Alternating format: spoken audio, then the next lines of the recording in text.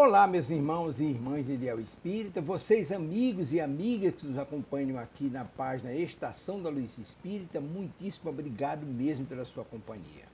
A nossa página Estação da Luz Espírita não tem fins lucrativos, o objetivo é a divulgação da doutrina espírita.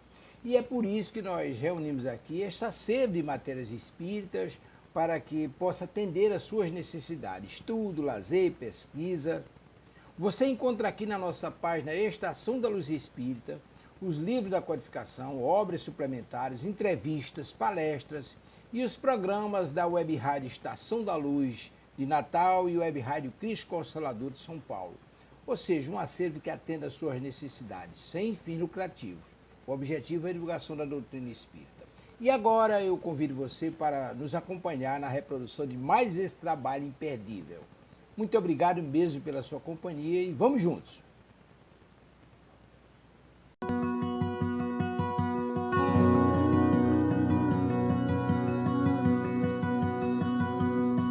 Sejam todos bem-vindos.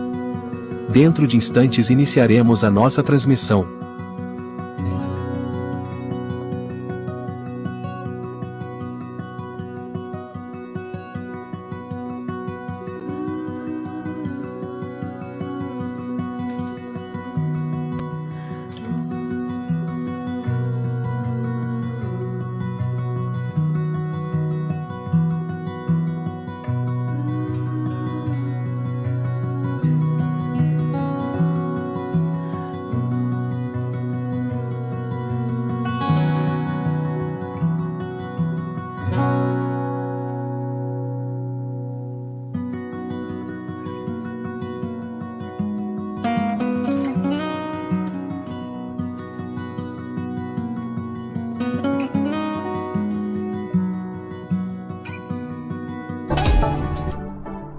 Sistema Deus Conosco, de comunicação espírita.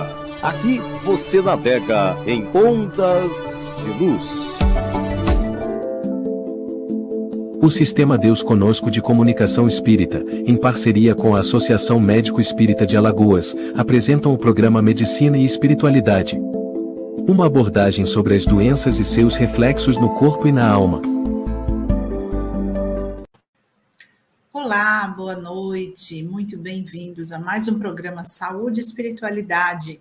Esse nosso programa que é promovido pelo Sistema Deus Conosco de Comunicação Espírita e é uma realização da Associação Médico Espírita de Alagoas. Meu nome é Márcia Corsino, eu sou vice-presidente da AME Alagoas. Estou aqui com vocês para mais um programa inédito.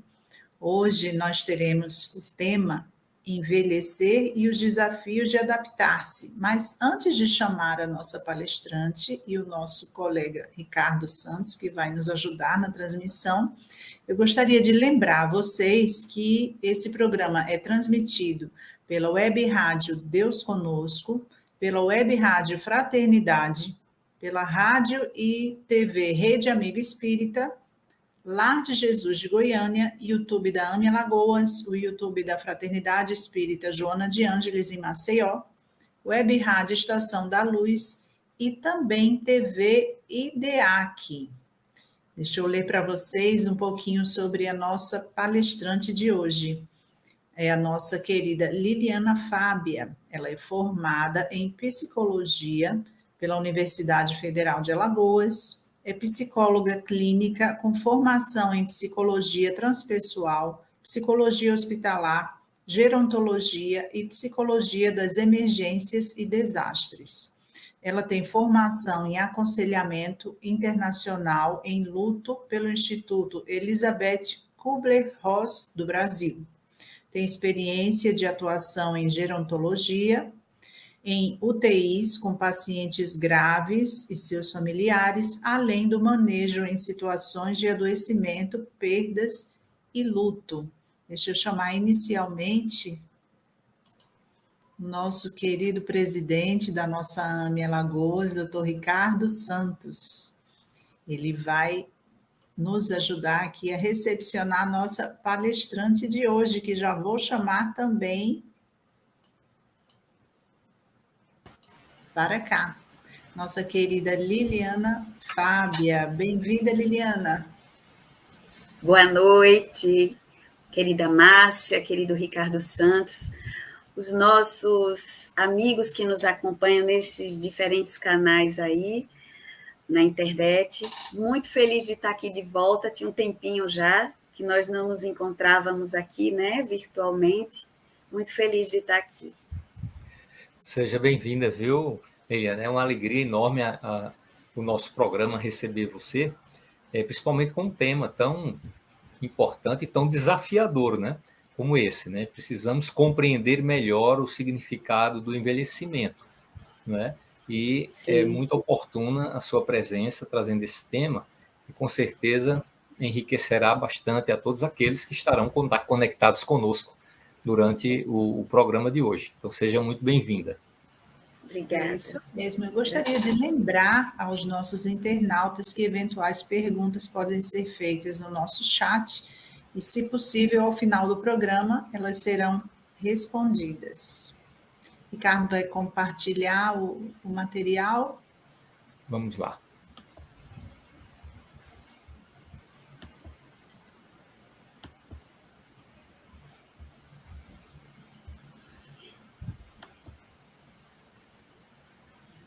Então, chegou aí direitinho?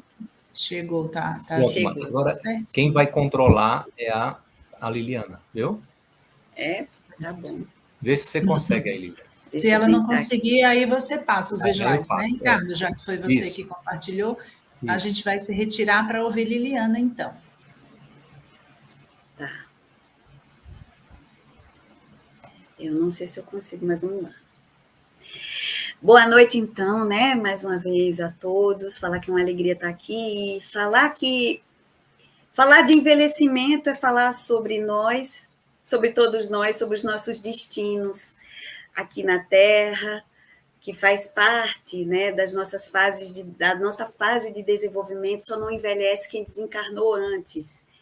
Então, nós precisamos lançar esse olhar amplo, né, com o olhar também da espiritualista, unindo, né, a ciência e a espiritualidade para esse olhar amplificado. A gente vai trazer algumas concepções dentro do universo científico, mas é importante destacar que pouco tem se falado sobre isso. O Brasil deixou de ser um país jovem há muito tempo atrás. O planeta está envelhecendo. Isso é um dado real. A Organização Mundial da Saúde já traz esse fato. Seremos bilhões de idosos no mundo e é preciso que se crie, que se estabeleça uma senecultura, uma cultura voltada para o envelhecimento, porque ainda há muito o que desenvolver. Aqui nós temos 2 modelos de pirâmide, uma pirâmide de um país jovem, ao lado, a pirâmide de um país adulto. A gente vê que essa pirâmide ela vai ficando mais gordinha, né? Ela vai mudando a sua forma. Por quê? O que está acontecendo? Com o passar das décadas, está havendo um controle da natalidade e nós estamos vivendo mais. É muito comum hoje, por exemplo, nesses últimos anos, nós nos depararmos com centenários, né? E aí é uma realidade, porque nós temos avançado em termos de tecnologia, as políticas de promoção da saúde têm ampliado, e isso tem contribuído para que a gente se torne longevo, né? Então, isso tem contribuído para que a gente tenha mais anos de vida. E isso tem mudado essa estrutura demográfica no mundo. E aí a gente vê a característica de um país idoso, o Brasil, está caminhando para se tornar um dos países, junto com outros países da Ásia e da Europa, como um dos países com maior número de idosos no mundo, né? Pode avançar para a gente começar. Pronto, aí a gente tem um dado da ONU, e aí acima,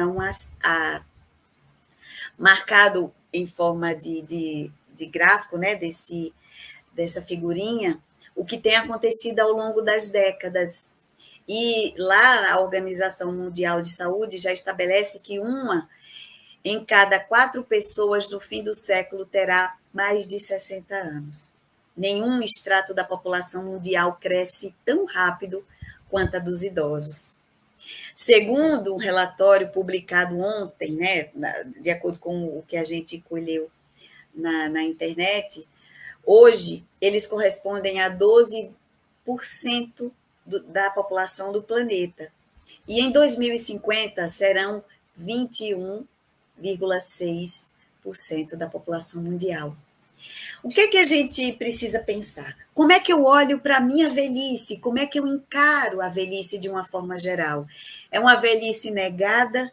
É uma velhice que é evitada ou é uma velhice temida? A gente pode dizer que esses 3 cenários são encontrados na nossa sociedade atual.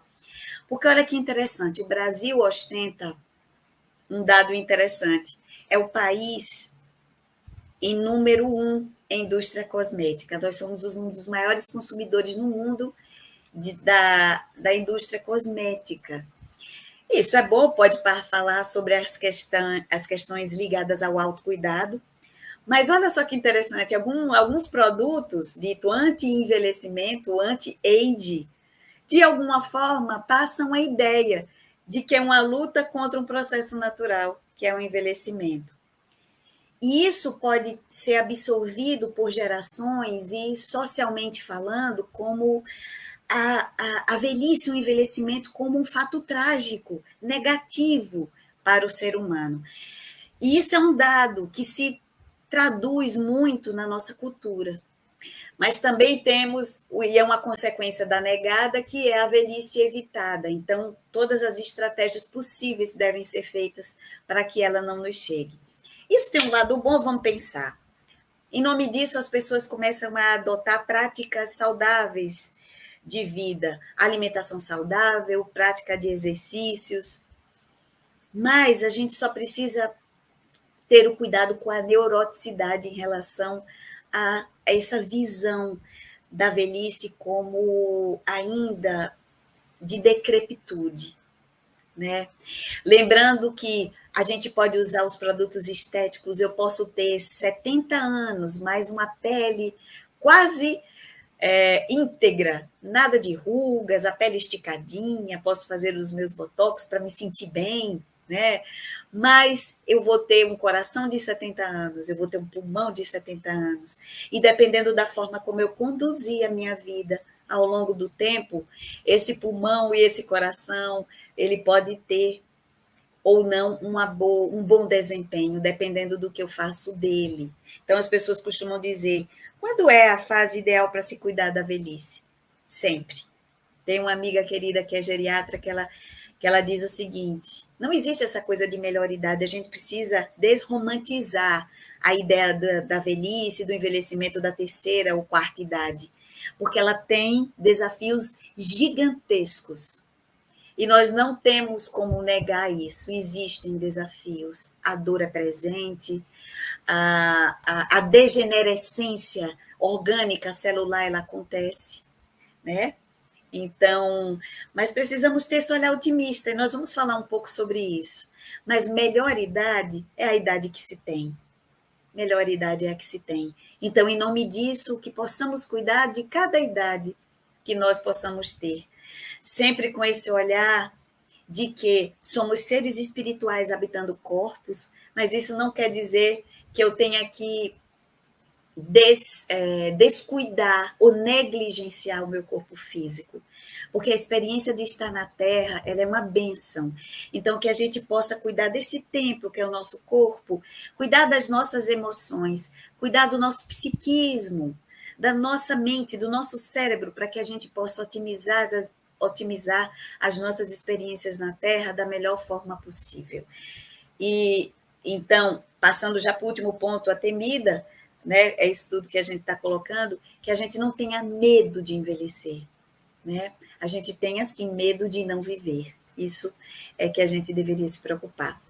E, bom, dentro desse espectro do envelhecimento, a gente pode classificar que, dependendo das formas, da conduta de vida que eu venho adotar para mim, a minha forma de envelhecer, ela pode assumir, adotar várias configurações. Eu posso ter um envelhecimento normal, lembrando que um envelhecimento normal não significa passar por experiências de adoecimento, por exemplo, passar por experiências de limitações físicas, por exemplo. Mas é o que geralmente, quando eu não ajo de uma forma a acelerar de forma negativa o meu envelhecimento, mas ele passa por um curso natural, e aí a gente pode sim estabelecer o envelhecimento como normal. Mas ele pode ser ótimo, é o famoso envelhecimento bem-sucedido. É aquele em que eu tomo as diretrizes e que, ao longo do tempo, e aí pode ser que fator genético também ajude a ter um desempenho ótimo do meu envelhecimento. Então, por exemplo, eu posso, à medida que os anos avançam, eu manter a minha independência e a minha autonomia, que é um sinal de saúde, de envelhecimento ativo. Manter-se independente e com a capacidade de tomar decisões o maior tempo possível da minha vida, sempre atribuindo essa qualidade de vida. E lembrando os novos conceitos de bem-estar modernos, chamados wellness, que significa as diversas dimensões de bem-estar, que não é só físico, mas eu preciso também cuidar do meu bem-estar financeiro, do meu bem-estar emocional, psíquico e também espiritual, e também o bem-estar social, né? Considerando, por exemplo, que a solidão é um marco negativo para o envelhecimento, e já tem pesquisas que mostram que a solidão, por exemplo, reduz em 15 anos a vida de alguém, mas é aquela solidão negativa, aquela onde o indivíduo se priva do contato com o mundo. Então, já se sabe, por exemplo, que a solidão mata. Se nós pudermos observar, existem pesquisas que mostram isso. O patológico, que seria o envelhecimento que ele é marcado, ele é carimbado por experiências de adoecimento limitantes que causam sofrimento, trazem fragilidade para o idoso e interferem no seu bom desempenho social, funcional e emocional também, que geralmente traz muito sofrimento. E um aspecto também voltado para o envelhecimento diz respeito ao envelhecimento subjetivo. Inúmeras pesquisas têm sido feitas nesse sentido, e é um dado relativamente novo que diz respeito à percepção pessoal do próprio envelhecimento. Então, dados, por exemplo, apontam que as pessoas que têm uma percepção subjetiva positiva do seu envelhecimento, isso vai deflagrar possibilidades positivas de envelhecimento, inclusive prevenções para a demência.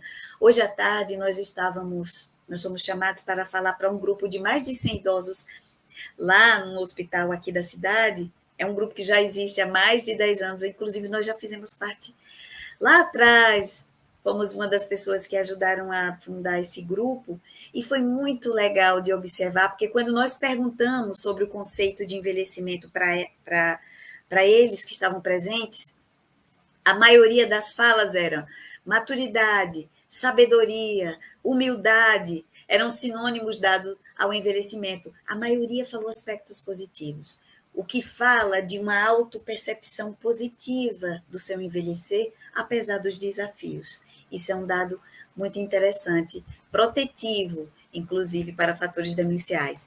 Aqui é um vídeo, eu não sei se vai dar tempo, ele é um vídeo de mais ou menos 4 minutos, onde foi feito, é uma campanha publicitária, mas ela tem por fundo uma pesquisa que foi feita, um experimento interessante. Eu acho que ele não vai conseguir passar, porque eu acho que precisaria estar salvo, né? Eu acho que eu conseguiria daqui, mas, bom, enfim, mas eu vou narrar o experimento.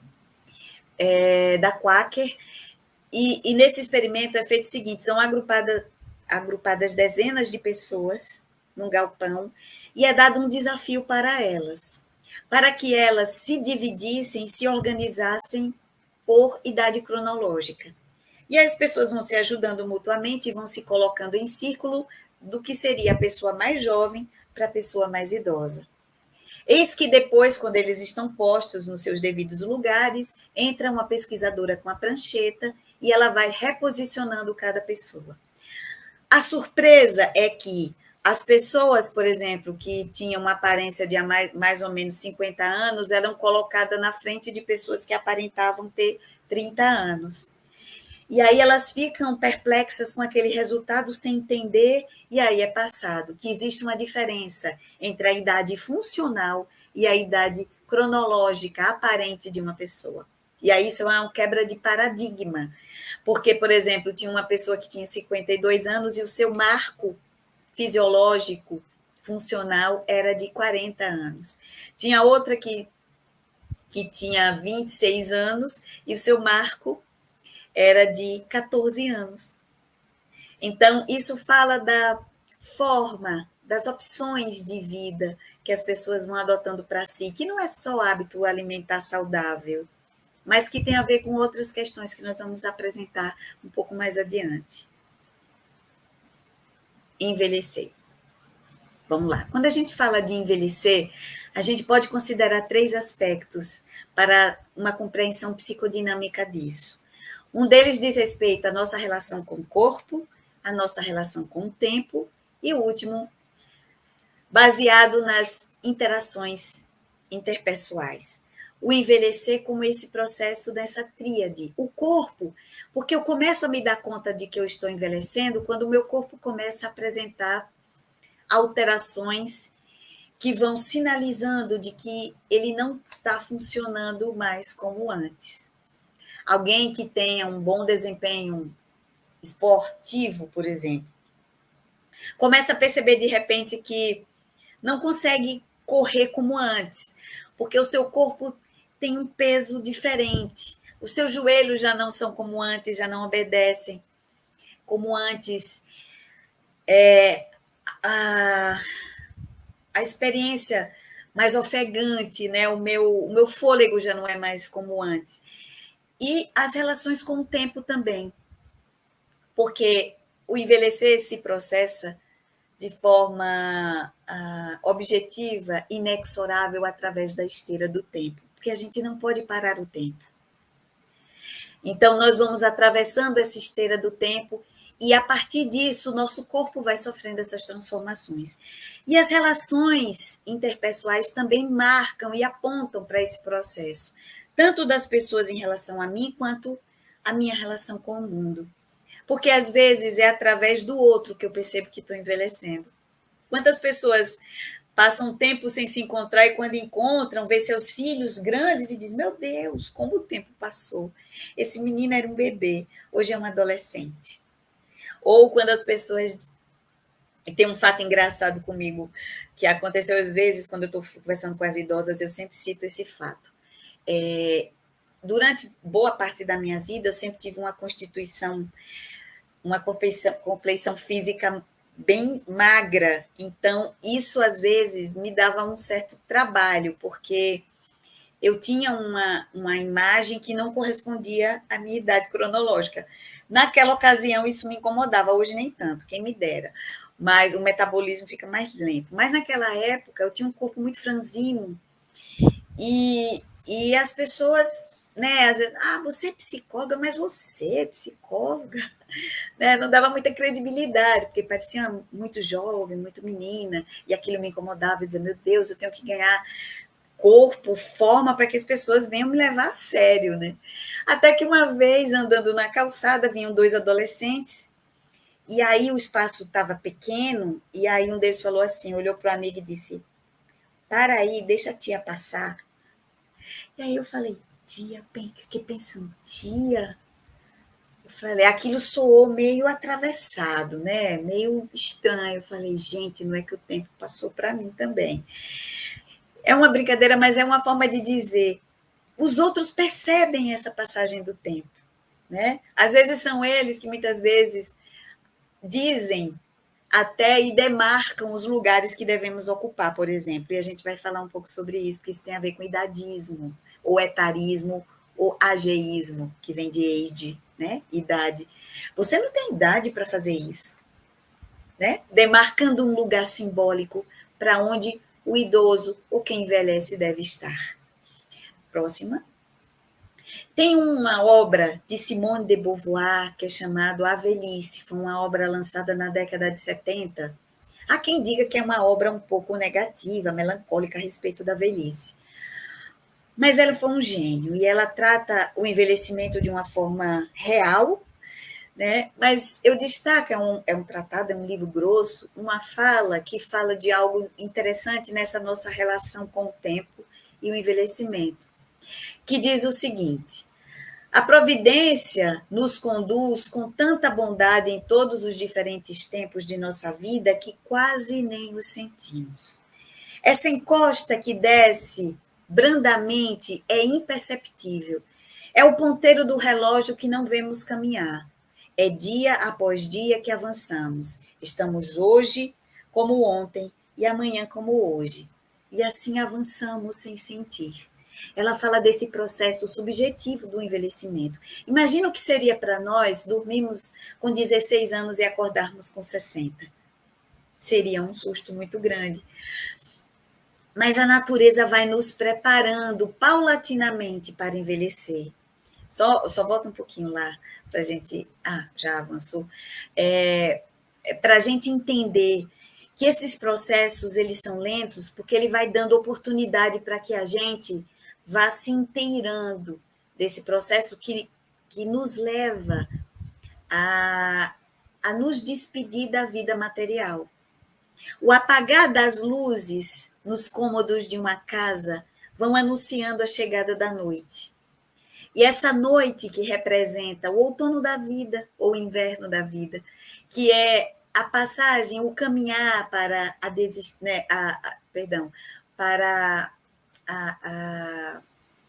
a caminhada para se despedir da vida material, é isso. É como se houvesse um movimento natural para a introspecção. Eu já não escuto mais como antes. As minhas vistas também vão ficando mais frágeis. Eu preciso dos artifícios dos óculos para poder enxergar o mundo. É um convite a essa interiorização, para que assim eu vá me despedindo do mundo e levando comigo as bagagens que verdadeiramente importam, que são aquelas que eu levo na alma, não as coisas materiais que eu deixo, porque aqui elas ficam. Agora sim, pode passar a próxima. Que aqui fala de um aspecto interessante. Só um momento, não clica agora não. Não envelhecemos de modo igual, e a gente vai mostrar mais ou menos isso. Pode clicar, Ricardo. Dá um clique. Bom, isso é uma idosa. Que idade, olhando para ela, nós poderíamos dar? Olhando para essa imagem. Vamos lá, cada um pense que idade mais ou menos nós daríamos para essa senhora, para essa idosa. Mais um clique. Essa é uma idosa, um monge budista. Que idade nós daríamos para ela? Vamos pensar. Agora vamos dar um clique. Essa primeira idosa é uma índia americana. Pode mais um clique? Ela tem 62 anos. E essa outra idosa oriental tem 91 anos. O que isso nos diz? Primeiro, nós não envelhecemos de forma igual. Duas pessoas podem ter 62 anos e se nós pudéssemos trazer a imagem delas, elas teriam características físicas e provavelmente funcionais e fisiológicas, orgânicas diferentes. Porque podemos ter o mesmo marco cronológico, mas as histórias de vida, as experiências, os dados genéticos, a biologia de cada pessoa vai dizer sobre essas peculiaridades. Eu costumo dizer assim, em termos de envelhecimento, para além da biologia tem a nossa biografia. Então, para além do cromossomos, é como nós somos. Então, mais um clique. Isso aqui é uma experiência interessante que um fotógrafo inglês fez. Ele pegou vários centenários e resgatou as suas fotos de infância. E aí ele uniu as imagens da juventude. Nós vemos na primeira imagem, aos 17 anos, Anthony, e aos 101, Vlasta, perdão, não é inglês, é russo, aos 23 anos e depois aos 101, e assim segue. O que eu quero que vocês observem? As nuances de cada pessoa. Porque mesmo que ocorra o envelhecimento, é como se a gente pudesse captar, mesmo na velhice, a essência de cada uma delas.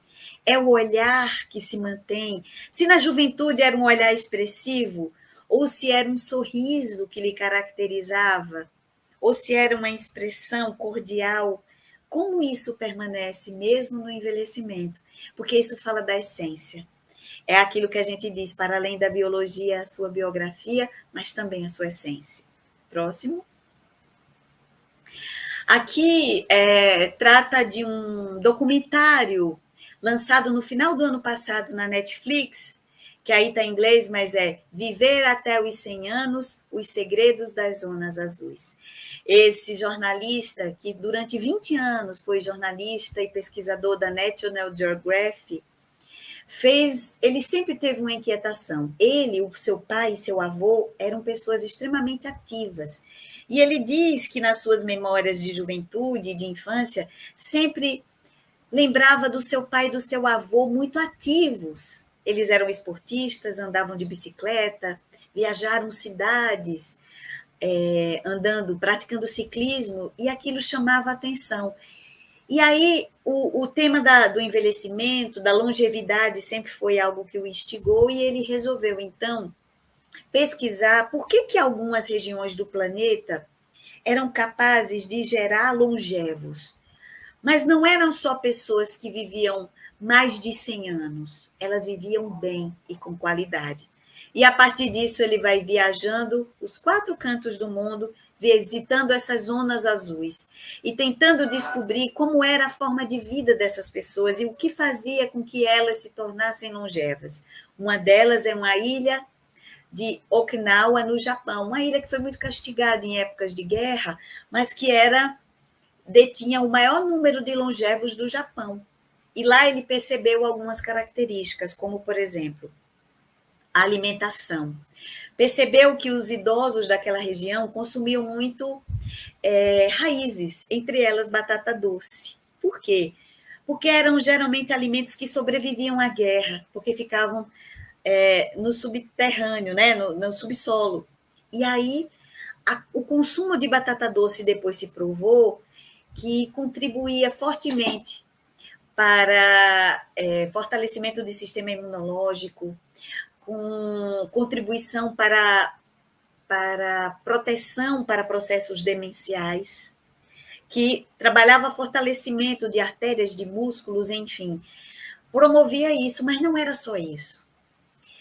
Existia uma filosofia de vida em Okinawa chamada Ikigai, que nada mais é do que propósito de vida. Então, cada idoso tinha o seu propósito de vida. Não era porque a idade era avançada que eles deixavam de sonhar ou de estabelecer metas e condições de vida saudáveis do ponto de vista social, do ponto de vista espiritual, do ponto de vista de hábitos cotidianos. Então, o Ikigai, por exemplo, é uma filosofia onde eles se reúnem, se agrupam em sociedade, em grupos pequenos, para discutir sobre problemas do cotidiano, para partilhar coisas positivas, ou para se juntarem para ajudar outros idosos que, por exemplo, estivessem passando por problemas de saúde ou problemas financeiros. Mas, para além disso, eles valorizavam a vida em família. Então, a experiência de estarem juntos e trazerem a representação do idoso e a sua importância social para os mais jovens, nessa intergeracionalidade, também era um fator importante. Então, as cenas do cotidiano, onde depois do almoço se reuniam para jogar baralho, ou arremesso de bastão, ou de hastes, né? Aquelas que a gente vê muito nos parquinhos do interior, arremesso para acertar as hastes, brincadeiras, reunir para cantar, tocarem instrumentos, eram fatores que contribuíam, porque na fala dos idosos eles diziam: me sinto livre, me sinto leve, sinto feliz. E o repórter perguntava, por exemplo, a uma idosa de 100 anos em Okinawa, qual o segredo para viver tanto? E ela dizia: perdoar, não guardar mágoa e ser feliz. Já na Itália, por exemplo, aliás, na Grécia, a possibilidade de interação social era presente também. Era um fator muito marcante. Então, reunirem-se no final da tarde para conversar era um fator interessante. Na Costa Rica, numa península, por exemplo, lá eles chamam plano de vida. Plano de vida, são as metas que também lá no Japão, chamada Ikigai, eram semelhantes os aspectos. Lá, os idosos não se limitavam à condição de serem aposentados ou serem idosos para estagnar. Então, mostrava uma entrevista de um idoso de 87 anos, ou 97, se não me engano, que dizia, desde os 7 eu corto lenha. E falava isso com prazer, montando no cavalo, andando pela fazenda, conduzindo os bois, e fazia aquilo com muito prazer. Sempre mantendo-se ativo, participando das atividades sociais, das reuniões da igreja, por exemplo. Na região da Califórnia, por exemplo, eles observaram, e aí investigou uma comunidade de adventistas, que, por exemplo, o hábito do adventista de ter esse comportamento, essa preocupação com esse templo chamado corpo, os levava, por exemplo, a ter uma alimentação regrada e a guardarem o sábado. E aí o repórter perguntava, mas como é esse guardar o sábado? Ele dizia, não é ficarmos na ociosidade, mas no sábado nós, por exemplo, cultivamos a gratidão. Então, nós desejamos, no sábado, nós nos reunimos em família para louvar, agradecer por estarmos vivos. Nós nos reunimos para vivermos as experiências boas de estarmos em família. Então, não é um ato passivo, é uma atividade voltada para aquilo que faz bem para a alma. Na ilha de Sardenha, na Itália, por exemplo, eles observaram que a presença do carboidrato era marcante, mas aí a gente sabe, tem estudos que mostram que o carboidrato não é muito bom de ser consumido, né? Porque ele se converte em açúcar e traz alguns danos à saúde, mas lá era diferente.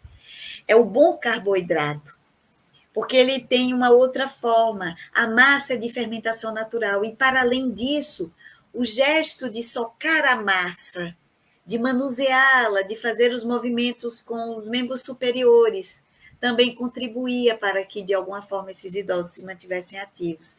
E aí, em todas as regiões, se observou o movimento e correlacionava a atividade física, que não era somente a atividade da academia, que nós sabemos é importante, porque a partir dos 30 nós perdemos massa magra. Então, é importante a prática de exercícios físicos, mas, para além disso, eram atividades naturais, que eram inseridas no seu cotidiano e que faziam com que eles vivessem de forma melhor. Hoje, por exemplo, se fala da importância de trabalhar os membros inferiores e a relação disso com prevenção de demência, por incrível que pareça. E no Japão, ele observava, as mesas, os móveis no Japão são baixos, as mesas de refeição são baixas, então, para as refeições mais importantes ou para os chás, os idosos se abaixam e se levantam pelo menos 30 vezes por dia. E essa atitude de baixar e levantar durante anos fortalecia a musculatura dos membros inferiores. E aí também eles observaram isso tanto na Grécia quanto em Sardenha, a atividade de caminhar. Como Sardenha, por exemplo, tem muita ladeira, o subir e descer da ladeira para visitar um vizinho, para visitar um parente, para conversar com uma amiga, fazia com que esses idosos trabalhassem os membros, e isso também contribuía positivamente. Para que a gente está falando tanta coisa? Para mostrar que as práticas que essas pessoas adotavam eram simples e que conferiam leveza para a alma. E era inspirador ver esses idosos felizes, ativos, porque não é só dar anos à vida que nós temos, mas é dar vida aos anos que se tem. Isso não é uma frase minha, vamos dizer, um slogan defendido pela geriatria e pela gerontologia. É dar vida aos anos que se tem. Isso sim é muito importante. Próximo. Então, precisamos entender sobre qual perspectiva nós estamos observando o envelhecimento. A gente precisa, e já falamos de alguma forma sobre isso, que o envelhecimento precisa ser encarado sobre diversas dimensões. E aí a gente vai ver agora as suas diversas dimensões envolvidas. Por exemplo, a dimensão psicológica, os fatores genéticos, a incidência das diferentes patologias que interferem, sim, na forma como essa velhice, esse envelhecimento acontece, as circunstâncias histórico e culturais, as condições ambientais e os estilos de vida, todas elas intercambiadas e interrelacionadas, e uma interferindo sobre a outra.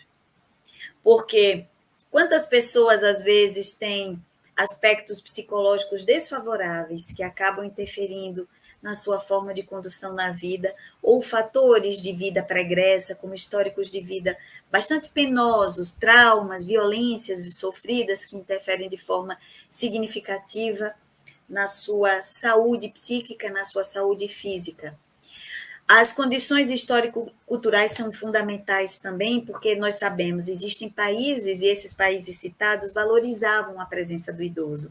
Não vê o idoso como uma criatura inerte, como um peso para a sociedade. Pelo contrário, elas são reconhecidas e são legitimadas na sua importância, porque viveram histórias, contribuíram para aquela sociedade e trazem com a sua bagagem a sabedoria. Então, a sociedade as acolhe, as abraça, entendendo e reconhecendo a sua importância. Próximo.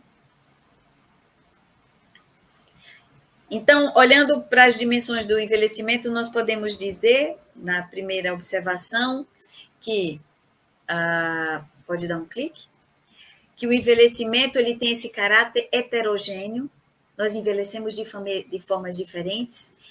O envelhecimento tem um fator multideterminado, são vários fatores que interferem, e ele tem muitas direções, dependendo da forma como a gente se conduz, ou como as circunstâncias acabam conduzindo também nesse processo. Próximo. Então, nós podemos dizer, só mais um cliquezinho, que não, volta lá, por favor, desculpa. A velhice e o envelhecimento... Não, mais adiante. Só mais um. Isso. A velhice e o envelhecimento são realidades bastante diferentes, isto é, variam segundo os gêneros, questões biológicas, genéticas, tempos históricos, as culturas, as subculturas, as classes sociais, as histórias, estilos de vida pessoal, as condições educacionais e as etnias, dentre outros elementos que fazem parte da trajetória de vida dos indivíduos e grupos. As condições educacionais são importantes e é um fator que deveria ser visto como política de prevenção e promoção de saúde para o envelhecimento, porque as estatísticas mostram que a baixa escolaridade tem um risco significativo para o desencadeamento de demências. Então, isso é muito cruel quando a gente observa que muitas pessoas são privadas da experiência da educação. E aí é como se elas fossem previamente condenadas, porque é um fator muito importante a prevenção de demências. Na maioria dos estudos que apontam os riscos, está lá, sempre apontado as condições educacionais. Próximo. Só reforçando essa questão de envelhecimento e de história de vida, a gente vai contar uma história. Em 1988, eu quero que vocês olhem essa foto, não clica agora não, só para a gente falar sobre isso. Lá em 1988, estávamos ainda no auge da guerra no Afeganistão, e um fotógrafo que fazia reportagens para a National Geographic, andando por aquelas regiões que tinham sido bombardeadas, se deparou com uma menina de olhar perdido, amedrontado, e aí pode clicar, por favor. Aquele ano era 1988. O nome dela, Shabart Gula, uma afegã de 17 anos, que vivia envolvida naquele movimento terrível da guerra, daquelas guerras insanas que nós vemos hoje, na faixa de Gaza, na Ucrânia. Imaginemos nós que existem crianças que nasceram em circunstâncias de guerra e que não conhecem o que é paz, que estão ali, hoje dormem num lugar, amanhã dormem em outro, quando dormem, porque às vezes eles se dividem, um grupo que fica acordado e outro grupo que dorme, para poder velar o sono. Porque a qualquer sinal de perigo, eles precisam sair dali às pressas. Então, é um estresse crônico, é uma experiência de sofrimento prolongado que essas criaturas vivem. E aí, depois de muitos anos, o fotógrafo ficou curioso para investigar como aquela menina estava depois de alguns anos. E aí, aos 31 anos, ele visitou Chabart Gula e encontrou esta mulher envelhecida e que tinha um olhar que se mantinha assustado, um olhar desesperançoso, porque pouca coisa mudou daquela região. Isso é para mostrar que, às vezes, as nossas histórias de vida interferem de forma significativa na nossa velhice, nosso envelhecimento. Não precisamos ir para tão longe no Afeganistão, basta irmos para algumas cidades do nosso Nordeste ou do nosso sertão de Alagoas, para observarmos essas mulheres sofridas e envelhecidas pelas desgraças das suas próprias histórias, pela vida difícil, de privação, pela falta de esperança, às vezes. Próximo. Aqui é Chabart segurando a própria capa da revista, que foi premiada na época, inclusive, onde tinha sua foto com, então, 17 anos. Próximo. E o que é, então, o envelhecimento? E aí nós vamos trazer uma definição do senso comum. Pode passar? Mais um clique. O senso comum vai nos dizer que o envelhecimento é um processo pelo qual o jovem se transforma em idoso. Isso é o conceito mais simples. Mas nós temos também um outro conceito. Próximo. O biológico. Fenômenos que levam à redução da capacidade de adaptação e de sobrecargas funcionais. Isso é uma definição de 1979, mas ela pode ser considerada porque ela fala dessa dificuldade. Os processos de degenerescência acontecem e aí exige de nós um esforço de adaptação. Porque aí nós não enxergamos como antes, então às vezes a gente usa os dispositivos como óculos, e aí o equilíbrio já não é mais o mesmo, e a gente usa o dispositivo como uma bengala, como se apoiar em algum lugar. Então, o que vai dando essa característica desse processo de tentativa de adaptação ao meio em que nós vivemos. Próximo. E o conceito cronológico, idoso acima de 60 anos, países em desenvolvimento, 65 anos ou mais, em países em desenvolvimento. E os muito idosos, que alguns artigos tratam como very old, e que a gente considera de 80 e 85 anos, mas que hoje nós já consideramos a quarta idade, porque já se chega muito facilmente aos 100 anos. E é interessante isso, nós comentávamos hoje com as idosas lá do grupo, que hoje existe a prioridade da prioridade. Porque hoje a gente vai para os caixas, aí tem os caixas destinados a portadores do espectro autista e também os idosos. Só que você, às vezes, vê uma fileira imensa de idosos.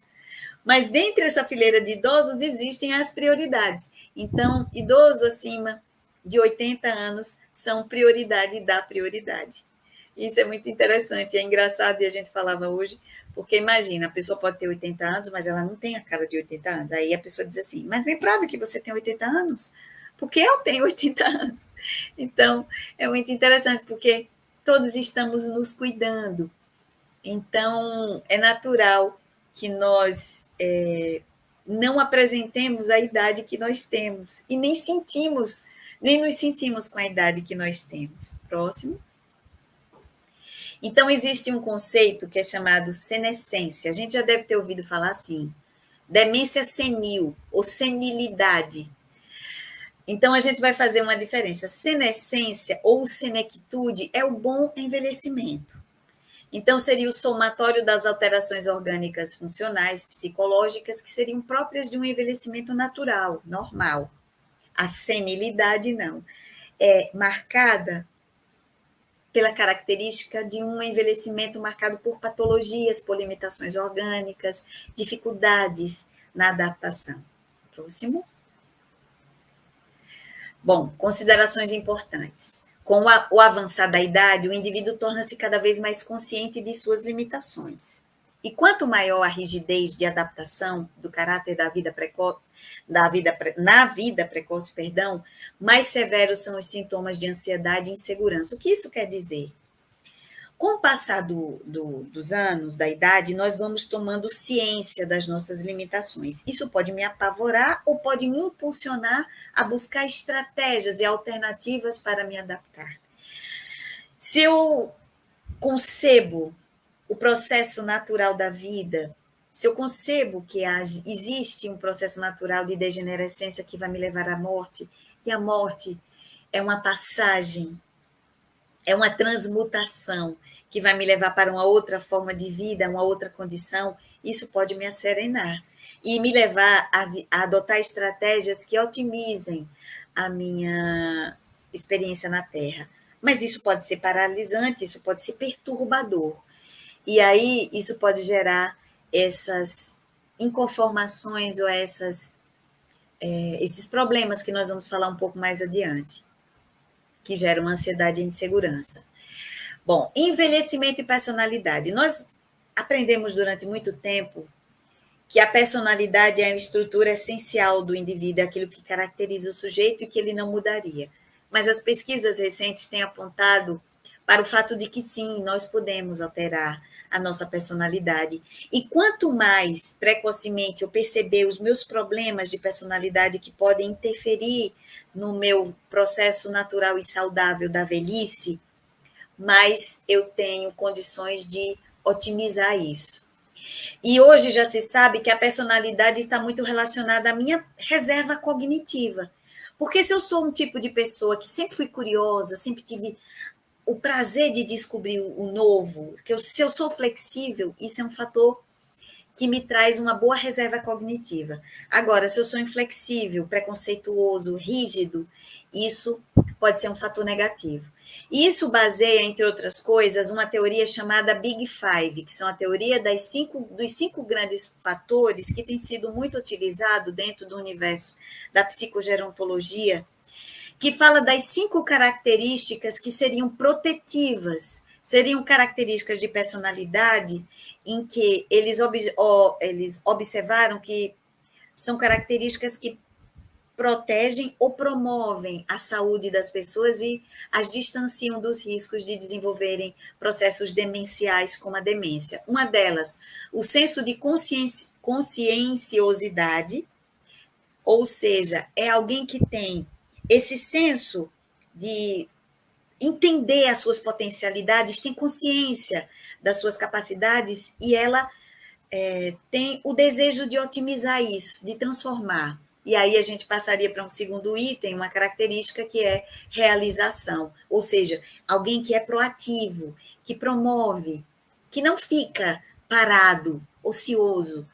O neuroticismo seria um fator negativo disso, nós vamos falar rapidamente mais adiante, mas que estariam presentes a ansiedade e a depressão, ou seja, as pessoas que têm uma característica de serem ansiogênicas por natureza, ou as pessoas que têm uma propensão à depressão, que também colocariam dentro desse neuroticismo essa vulnerabilidade ao estresse. Então, se a gente pudesse classificar 2 características importantes, uma negativa e uma positiva, a positiva, conscienciosidade e realização, e o neuroticismo como essa negativa, que interfere objetivamente no bom envelhecimento. Próximo. Vamos avançar um pouco, porque isso eu já falei de alguma forma, pronto. Os traços de personalidade e os riscos para a demência. O neuroticismo que nós citamos lá atrás seriam as emoções negativas, então é aquela pessoa que tem uma tendência a ter sempre a predominância de emoções negativas diante de determinados contextos.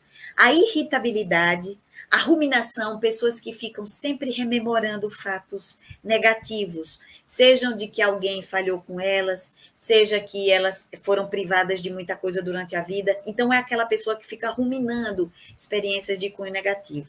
A insegurança, a desregulação emocional são preditivas, são aquelas características de personalidade que levam a pessoa a ter um maior declínio cognitivo e, por sua vez, um maior aumento de demência. Então, se eu percebo que eu sou uma pessoa que tem uma tendência a ser irritadiça ou ansiogênica, eu posso trabalhar isso em mim o quanto antes. Se eu sou inflexível, daquele tipo, a síndrome da Gabriela, né, que a gente costuma brincar, é aquele tipo de pessoa que diz assim, eu nasci assim, eu cresci assim, vou morrer assim, e acha que isso é uma virtude. Isso é uma característica de rigidez. E isso não combina com o bom envelhecimento, porque a velhice vai convidando-nos a esse processo de adaptação. Mas tem a teoria do Big Five, que são os 5 fatores protetivos, entre eles a extroversão, e junto com ela a capacidade de socializar-se, pessoas que gostam de pessoas, Pessoas que gostam de estar no meio de gente. Não tem gente assim?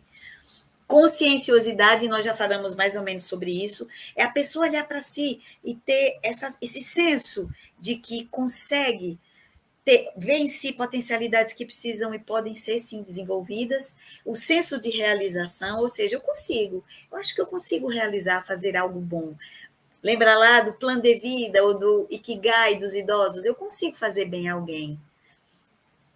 A abertura para experiências, está aberta ao novo, né? É uma característica de personalidade protetiva, além da amabilidade, a capacidade de ser amável com as pessoas e não ser rancorosa, de acolher com amorosidade, e a gente entende a fala do Cristo lá atrás, o amor cobre uma multidão de pecados.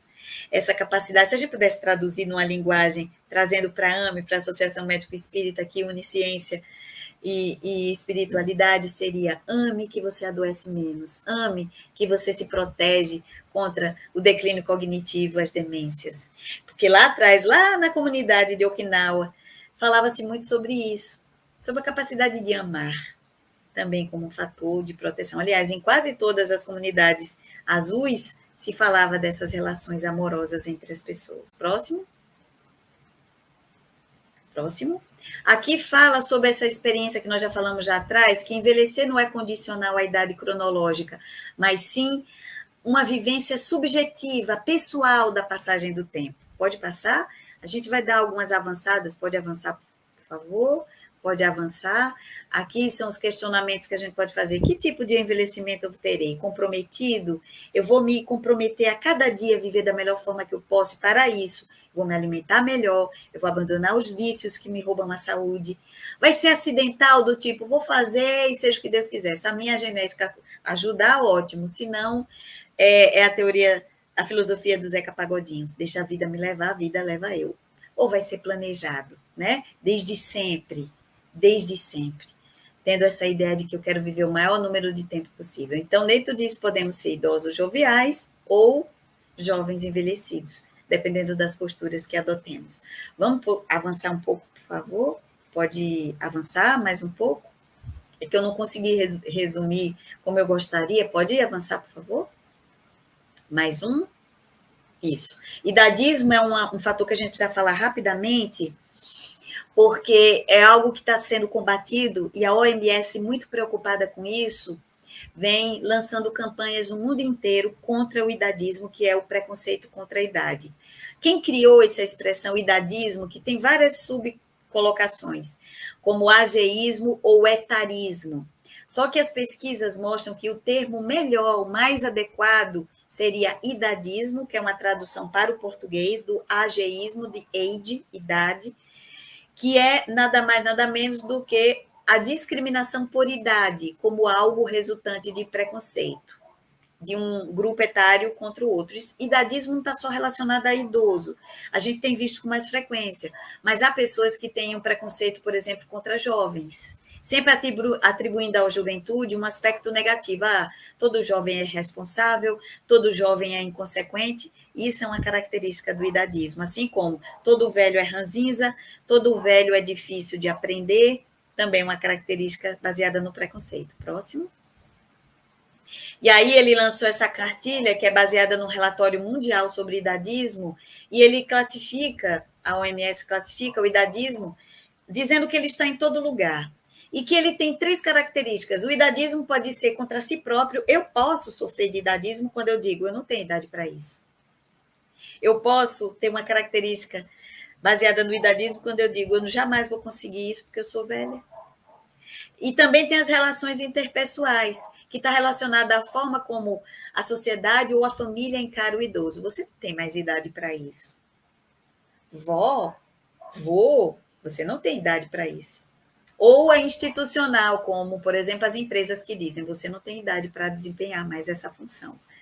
Ou você não tem idade, você é muito jovem para desempenhar essa função, para ser um gerente ou liderar uma equipe.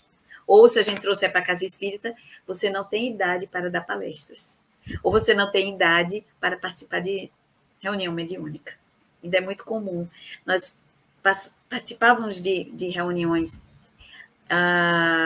no núcleo da família de Goiás, e havia discussões de pessoas do Brasil inteiro sobre isso, e aí se falava que algumas instituições religiosas, por exemplo, não conseguem albergar o idoso na casa espírita, e não se pensa em estratégia, porque o idoso espírita, trabalhador espírita, ele tem problema de coluna, às vezes tem incontinência urinária, então não pode ficar muito tempo sentado, não pode subir escadas, e às vezes as reuniões são na parte de cima.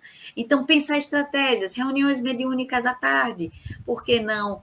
Reuniões mediúnicas mais cedo, por que não? Porque tem idoso que precisa tomar remédio e tem sonolência, mas é um trabalhador espírita que está com vontade de produzir, de se doar.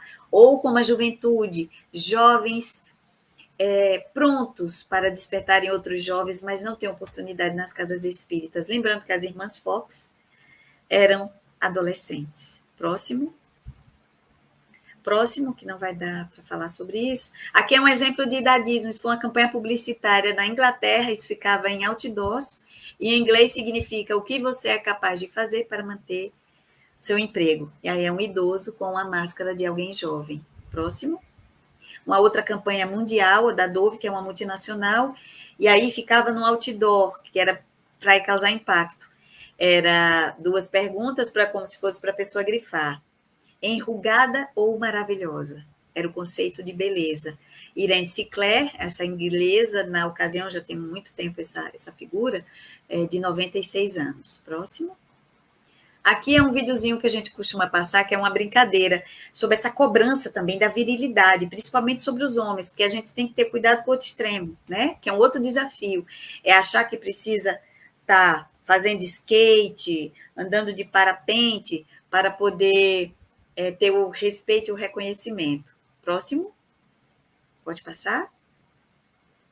Estratégias para se envelhecer bem, a gente já está caminhando para o final. A capacidade de significar e elaborar as perdas levam a maiores possibilidades para um envelhecimento saudável. Então, a forma como eu lido com os processos de perda, isso vai me dizer de como eu posso encarar, então, os desafios que me chegam, porque a gente lida muito com perdas simbólicas e reais.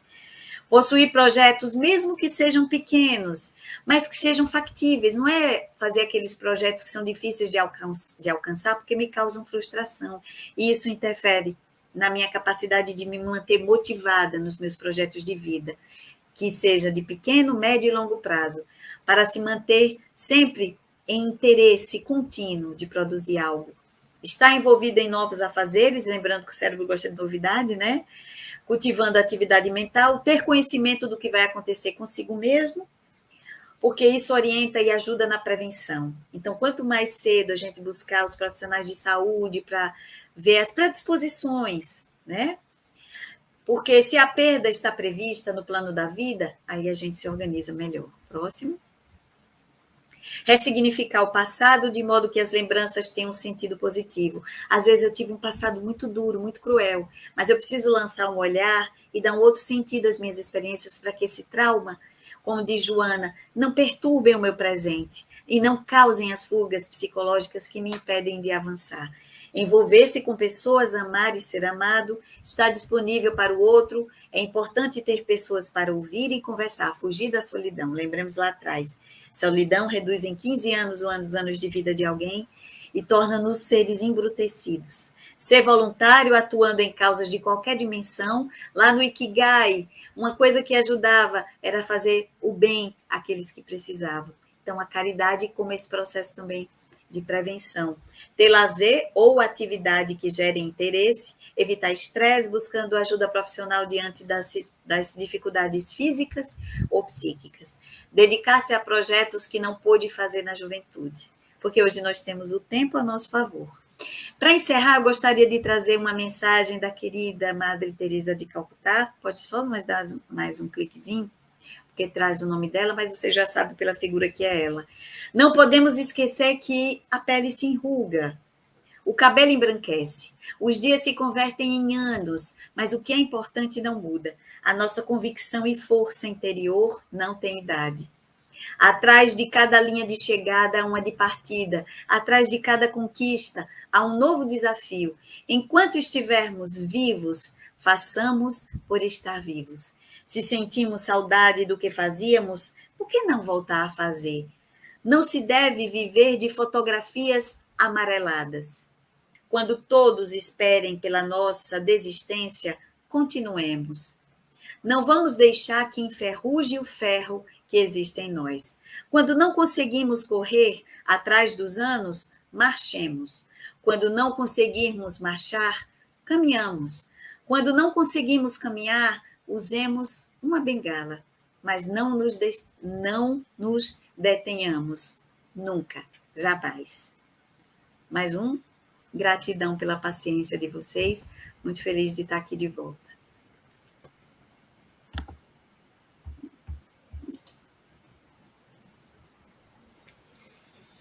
Muito bem. Tema interessantíssimo. Esses temas da psicologia sempre chamam bastante atenção do nosso público, Liliana. São os dos preferidos dos nossos internautas. E essa preocupação aí é muito pertinente, né, com o bom envelhecimento, e é uma coisa sobre a qual todos nós devemos nos inteirar sempre, né, para poder ajudar nós mesmos e aos nossos pacientes. Eu gostaria de ouvir um pouquinho, Ricardo. Pois é, realmente eu tô cada vez mais convicto, sabe, Márcia e Liliana, que a medicina do futuro é a psicologia. Não sei se vocês concordam comigo. Obrigada pela parte que me toca. Mas o próprio nome está falando aí, psico, alma, né? Espírito, né? Também, né? Sim, sim. Então, a gente observa aí nas suas colocações o quanto é importante você ter um nível de consciência bastante amadurecido, bastante amplo. Particularmente, eu queria enfatizar aqui, Lili, não sei se você vai concordar comigo, a questão da conscientização espiritual.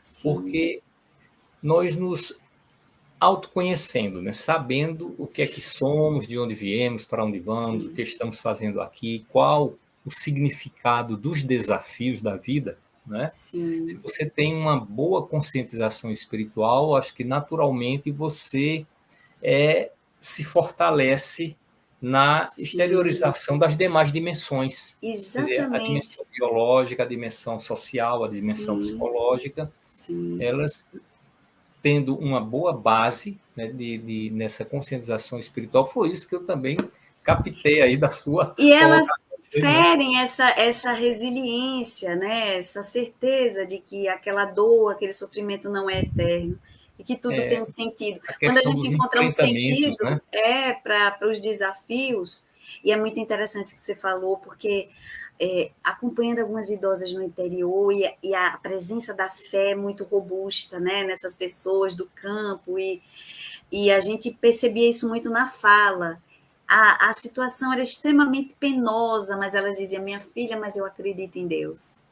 Uma coisa que eu achei muito interessante, Liliana, foi que você Sim. falou aí sobre os estudos, né, sobre as pesquisas, as zonas azuis, né? Eu assisti Sim. esse documentário também, achei muito interessante. Agora, o que eu achei mais interessante de tudo é que a conclusão final de todos esses estudos é que a pessoa precisa aprender a amar. Quem foi que nos disse isso há 2000 anos atrás? Sim, não é? Exatamente. A gente, muita volta, faz tanto estudo, tanto levantamento, para chegar na mesma conclusão de uma ideia pronta que Jesus já nos deu há mais de 2000 anos, que foi Exatamente. E a vida simples, né, Márcia? A vida simples, com simplicidade, sem tantos floreios, sem tantas complicações, né? Eu sou de uma zona azul, embora... Lamento muito que não vivo lá, que é Triunfo, uma cidade lá de Pernambuco, que é o ponto mais alto, tem 1.200 metros de altura, e aconteceu um fato bem pitoresco que você me lembrou aí com as suas colocações. Meu pai faleceu com 85 anos, e vários amigos de infância estavam presentes lá no velório. Com idades de 90, 95, de 100 anos, né? É uma cidade montanhosa, as ruas são ladeiras, tem aquelas características. Sim, Ricardo, exatamente. Né? Que gostavam de se reunir, de conversar. Sim, perfeito. Falou assim lá no velório, meu Deus, que pena, morreu tão moço. Tão moço, É um centenário falando, morreu tão novo, 80 e tantos, né? Tudo aquilo, me guardei assim para não dar uma risada com isso. Então nós somos o quê? Recém-nascidos, né? Já estamos, infelizmente, tão avançado a idade do tempo, mas sua colocação, sua palestra foi bastante esclarecedora, muito elucidativa. Acredito que calor fundo na intimidade de cada um de nós que assistimos. Então, muito agradecido aí, em nome da AME Alagoas, da qual você é membro, sim, né? Sim. E fica aqui a nossa gratidão a você por tudo que você nos trouxe aqui, ampliando a nossa consciência para um bom envelhecimento. Eu que agradeço. E aí o pessoal, né, que segue lá, se inscreve no canal da AME, né? Tanta gente gosta, acompanha, mas vai lá, se inscreve, tem as outras palestras, né, dos amigos queridos que já passaram por aqui, trouxeram tantas contribuições importantes. Isso, né, faz o canal crescer, faz divulgar essa boa semente, né, de entender. A gente agradece muito a sua participação. Infelizmente, não podemos mais nos alongar pelo avançado da hora, já passamos aí alguns minutinhos, mas temos certeza que você vai estar conosco aqui novamente, mais adiante, mais uma vez, para brilhantar aqui o nosso programa. Muito obrigada, Ricardo. Eu que agradeço. Agradecendo também a todo mundo que acompanhou a gente ao vivo e aqueles que ainda vão assistir mais adiante. Um abraço a todos e até a próxima semana. Tchau, tchau, gente. Obrigadão. Muita paz. Sistema Deus Conosco, de comunicação espírita. Aqui você navega em ondas de luz. O Sistema Deus Conosco de Comunicação Espírita apresentou o programa Saúde e Espiritualidade. Próxima semana estaremos de volta.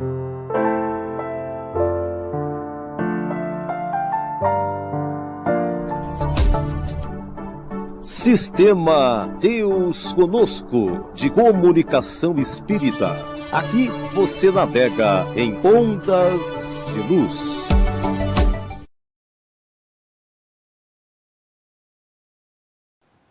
Chegamos ao final da nossa atividade. Muitíssimo obrigado mesmo pela sua companhia e espero você no próximo evento.